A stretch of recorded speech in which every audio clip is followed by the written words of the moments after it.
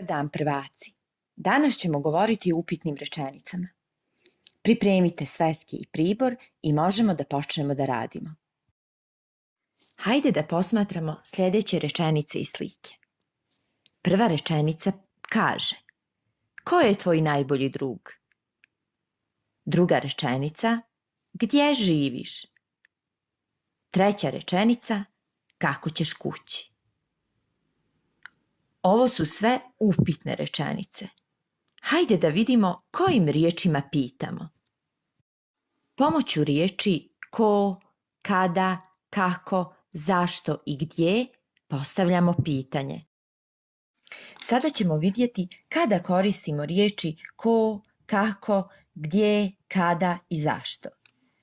Riječ ko koristimo kada pitamo o nekoj osobi ili ljudima. Ko je tvoja najbolja drugarica?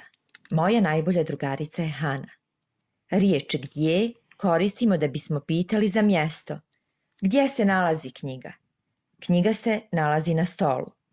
Riječ kako koristimo da pitamo na koji način ćemo nešto uraditi. Kako ćeš ići kući? Ići ću autobusom. Riječ šta se koristi kada pitamo o predmetima. Šta ćeš kupiti? Kupit ću igračku. Riječ kada koristimo da bismo pitali za vrijeme. Kada doručkuješ? Doručkujem ujutru. Rečenice ko je tvoj najbolji drug, gdje živiš, kako ćeš ići kući su upitne rečenice. Pitanja možemo postavljati i koristeći riječicu li.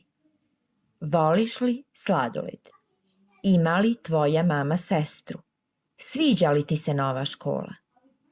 Riječica li se uvijek piše odvojeno od riječi uz koju stoji u upitnoj rečenici. Sada pažljivo prepišite ono što je najvažnije u svesku, a ujedno ćemo ponoviti. Rečenice kojima postavljamo pitanje zovu se upitne rečenice. Na početku upitne rečenice stoji veliko slovo, a na kraju znak pitanja. Pomoću riječi ko, kada, kako, zašto i gdje postavljamo pitanje. Evo nekoliko primjera upitnih rečenica. Gdje živiš? Kako si? Čije su ono cipele? Pitanje možemo postaviti i pomoću riječice li. U upitnim rečenicama riječica li se piše odvojeno od riječi uz koju stoji. Na primjer, sviđa li ti se nova škola? U ovoj rečenici vidimo da se riječica li piše odvojeno od riječi uz koju stoji. Dobro upamtite to pravilo. Za domaći zadatak uraditi vježbanje na 53. strani u radnoj svesci uz čitanku, a ukoliko nemate radnu svesku, napišite 5 upitnih rečenica u svesci po izboru. Doviđenja.